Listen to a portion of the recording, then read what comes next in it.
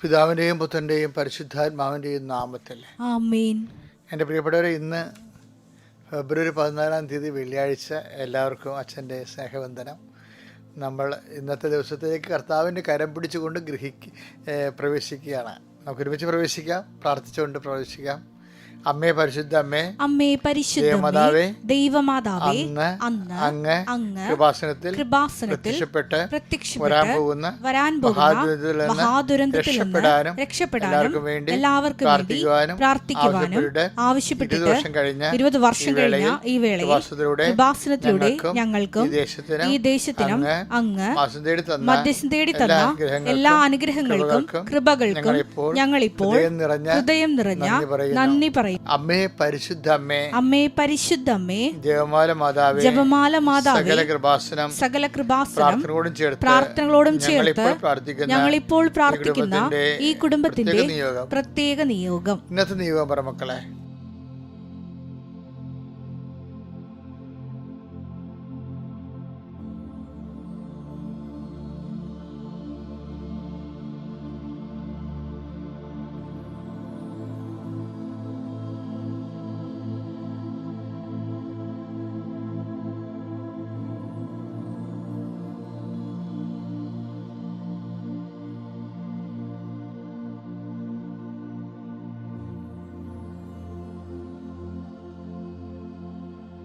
അമ്മയുടെ പ്രത്യക്ഷീകരണത്തിന്റെ ഈ ദ്വാദശക വേളയിൽ ഞങ്ങൾക്ക് സാധിച്ചു തരുവാൻ കനിയണമേ.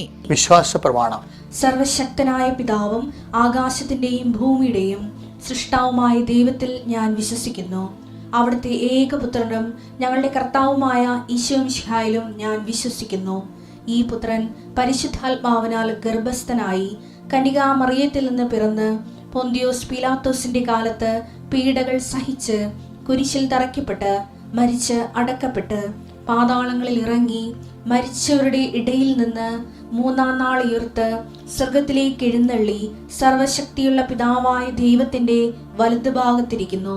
അവിടെ നിന്ന് ജീവിക്കുന്നവരെയും മരിച്ചവരെയും വിധിക്കുവാൻ വരുമെന്നും ഞാൻ വിശ്വസിക്കുന്നു. പരിശുദ്ധാത്മാവിലും ഞാൻ വിശ്വസിക്കുന്നു.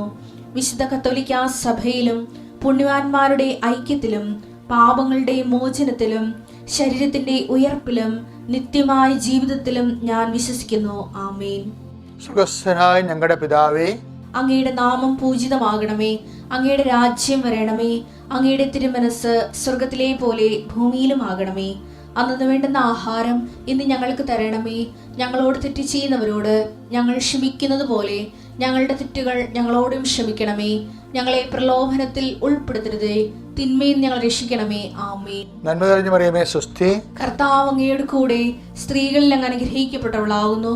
അങ്ങയുടെ ഉദരത്തിൻ ഫലമായി ഈശോ അനുഗ്രഹിക്കപ്പെട്ടവനാകുന്നു. പരിശുദ്ധ മറിയമേ, തമ്പുരാന്റെ അമ്മേ, പാപികളായ ഞങ്ങൾക്ക് വേണ്ടി ഇപ്പോഴും ഞങ്ങളുടെ മരണസമയത്തും തമ്പുരാനോട് അപേക്ഷിക്കണമേ. ആമേൻ. അനുദിന അനുഗ്രഹ പ്രാർത്ഥനയിൽ പ്രവേശിക്കാം. ഇന്നത്തെ ദിവസം നമുക്ക് സമർപ്പിച്ച് പ്രാർത്ഥിക്കാം. കർത്താവിൻ്റെ ഉന്നതമായ നാമത്തിന് സ്വസ്ഥത ചെയ്യുന്ന കർത്താവിൻ്റെ വിശുദ്ധ പൗരോഹിത്യത്തെ മഹത്വപ്പെടുത്തണമേ.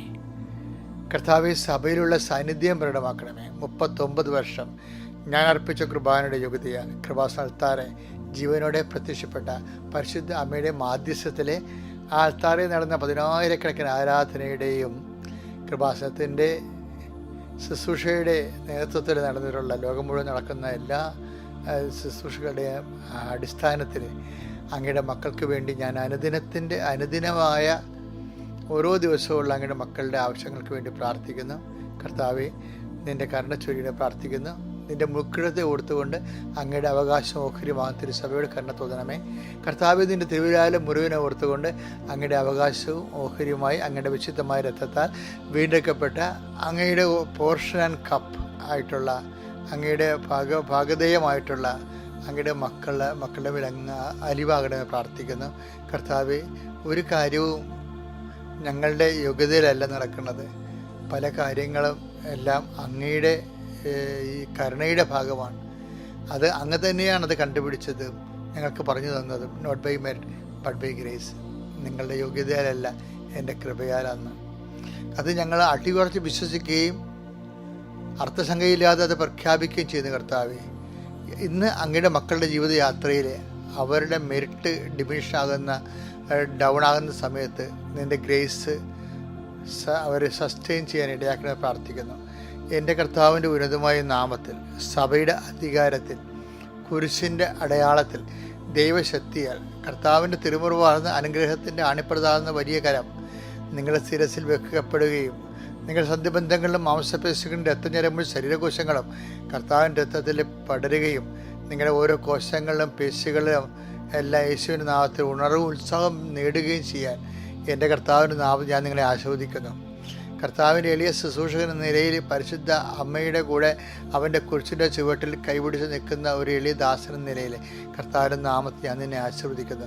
നിൻ്റെ കുടുംബത്തെ ആശീർവദിക്കുന്നു, നിൻ്റെ ജോലിയെ ആശീർവദിക്കുന്നു, നിൻ്റെ യാത്രയെ ആശീർവദിക്കുന്നു, നിൻ്റെ സംസർഗങ്ങളെ, സംഭാഷണങ്ങളെ ആശീർവദിക്കുന്നു, നിൻ്റെ ചർച്ചകളെ ആശീർവദിക്കുന്നു, നിൻ്റെ തീരുമാനങ്ങളെ ആശീർവദിക്കുന്നു. അത് നടപ്പിൽ വരുത്താനുള്ള നിൻ്റെ ഇച്ഛാശക്തി, കർത്താവിൻ്റെ അഭിഷേകം ഇരട്ടിയായിട്ട് ലഭിക്കട്ടെ എന്ന് നിനക്ക് വേണ്ടി ഞാൻ പ്രാർത്ഥിക്കുന്നു. ദൈവത്തിൻ്റെ കരുണ നീ വീണ്ടും തിരിച്ച് രാത്രി നിൻ്റെ ഉറങ്ങാനെത്തുന്നവരെ ഈ ചൈതന്യം നിൻ്റെ വലത്തും ഇടത്തും വീട്ടിലും വഴിയിലും ജലത്തിലും കരയിലും മുകളിലും ഹൃദയത്തിലും കർത്താവിൻ്റെ ശക്തിയും കർത്താവിൻ്റെ ചൈതന്യവും കർത്താവിൻ്റെ സമാധാനവും നിൻ്റെ ഹൃദയത്തെയും അധരത്തെയും നിൻ്റെ ശരീരത്തെ മുഴുവനായി സൗഖ്യത്തിൽ നിലനിർത്തുകയും മനസ്സിനെ സമാധാനത്തെ കണ്ടെത്തുകയും ചെയ്യട്ടെ. Lord infuse your spirit of power and grace. Thank you Jesus. എൻ്റെ പ്രിയപ്പെട്ടവരെ, നമ്മൾ ഈ ദിവസങ്ങളിൽ അച്ഛൻ്റെ സത്യപ്പെട്ടൊരു സംഭവമാണ് ദൈവ അനുഗ്രഹത്തിൻ്റെ അനുഭവത്തിൻ്റെ ചാലകശക്തി എന്ന് പറയാവുന്നത് പലപ്പോഴും ഫലപ്രദമായ ഇഫക്റ്റീവ് റിലേഷൻഷിപ്പ് വിത്ത് ഗോഡ്. അതിന് നമ്മളെ സഹായിക്കുന്നതാണ് കണക്ടിവിറ്റി ആൻഡ് കണ്ടിന്യൂറ്റി. ഞാൻ കണ്ടെത്തിയത് എവിടെ നിന്നാണെന്നറിയാവോ? കർത്താവിൻ്റെ ഒരു വെളിപാടിൽ നിന്നാണ്. യോഹന്നാന്റെ സുവിശേഷം 15:10 വായിച്ചേ. ഞാൻ എൻ്റെ പിതാവിൻ്റെ കൽപ്പനകൾ പാലിച്ച് ഞാൻ എൻ്റെ പിതാവിൻ്റെ കൽപ്പനകൾ പാലിച്ച് അവിടുത്തെ സ്നേഹത്തിൽ നിലനിൽക്കുന്നത് പോലെ നിങ്ങൾ എൻ്റെ കൽപ്പനകൾ പാലിച്ചാൽ എൻ്റെ സ്നേഹത്തിൽ നിലനിൽക്കും. കണക്ടിവിറ്റി എന്ന് പറഞ്ഞാൽ എന്താണ്? അതിൻ്റെ അകത്ത് പിതാവിൻ്റെ കൽപ്പനകൾ പാലിക്കുന്നതാണ്. അപ്പം അതിൻ്റെ കണക്ഷനാണ് വരണത്. പിന്നെന്താ? അത് ഓരോ കണക്ഷനും ഉണ്ടാകുന്ന കുഴപ്പം കണ്ടിന്യൂറ്റി ഉണ്ടാകണം, അത് തുടർച്ചയുണ്ടാകണം, ബന്ധം ഒരു തുടർബന്ധമായിട്ട് മാറണം. അതാണ് എൻ്റെ പിതാവിൻ്റെ കൽപ്പന പാലിച്ച് അവിടുത്തെ സ്നേഹത്തിൽ നിലനിൽക്കുന്നത് പോലെ. ദൈവം എപ്പോഴും ആഗ്രഹിക്കുന്നത് ദൈവത്തിൻ്റെ പവർ കട്ടിലല്ല. അത് കാരണം നമ്മുടെ പവർ കട്ട് നമ്മുടെ സ്നേഹത്തിലോ നമ്മുടെ വിശ്വാസത്തിലോ ഒക്കെ ഭയങ്കര ഇടക്കിടക്ക് പവർ കട്ടാണ്. അത് കാരണമാണ് നമ്മളെ ഫ്രോഡെന്ന് ദൈവം വിളിക്കണം. ഫ്രോഡെന്നല്ല, വിശ്വസ്തതയില്ലാത്ത ആൾക്കാർ. ദൈവത്തിൻ്റെ സ്നേഹം എന്താണ്? നിത്യമായ സ്നേഹമെന്നല്ല എൻ്റെ അർത്ഥം. എനിക്ക് നിന്നോടുള്ള സ്നേഹം നിത്യവും വിശ്വസ്തത അചഞ്ചലവുമാണ്. അതായത് ജെറമിയ 31:3 ഈ വെളിപാടുണ്ട്. എനിക്ക് നിന്നോടുള്ള സ്നേഹം അനന്തമാണ്. അതേണ്ട പവർ കട്ടില്ലെന്ന് ഞാൻ പറഞ്ഞില്ലേ, വെറുതെ പറഞ്ഞില്ല. അതായത് എനിക്ക് നിന്നോട് സ്നേഹം അനന്തമാണ്, നിന്നോടുള്ള വിശ്വസ്തത അചഞ്ചലവും. ചലിക്കാത്തതാണ്. അത് കാരണമാണ് നമ്മുടെ വിട്ടുവിട്ടുള്ള സ്നേഹം ദൈവം ഫ്രോഡാന്ന് വിളിക്കാൻ കഴിയും. അത് ഭയങ്കര സീരിയസ് ആയ വിഷയമാണ് കേട്ടോ. നിങ്ങൾക്ക് ദൈവാനുഭവം ഇല്ലെങ്കിൽ എൻ്റെ അർത്ഥം ഗ്യാപ്പാണ് ഈ പ്രോബ്ലം. ഇപ്പം നേഴ്സുമാരൊക്കെ എൻ്റെ അടുത്ത് പ്രാർത്ഥിക്കാൻ വരുമ്പോൾ പറയും, എൻ്റെ അച്ഛാ പ്രൊഫഷണൽ നേഴ്സ് മാത്രമല്ല പ്രൊഫഷണൽസൊക്കെ വരുമ്പോൾ പറയും, അച്ഛാ ഗ്യാപ്പാണ് പ്രോബ്ലം എന്ന് പറയും. അത് അവരെ അപ്പോൾ അവരോട് ഇൻ്റർവ്യൂ ചെയ്യുമ്പോൾ ആ കമ്പനിക്കാർ ചോദിക്കത്തില്ലേ, നിങ്ങൾ എന്നാൽ പാസ് ഔട്ടായത്? ഞാൻ 2020 ഓക്കെ, നൗ ഇറ്റ് ഈസ് 2025 അല്ലേ ഇത്? അപ്പോൾ ബാക്കി ദിവസം എവിടെ പോയി നിങ്ങളെന്ന് പറയും. അത് ഭയങ്കര എല്ലാവരും ചോദിക്കുന്ന ചോദ്യമാണ്. ഈ കാലങ്ങളിൽ നിങ്ങൾ എവിടെ പോയെന്ന് ചോദിക്കും.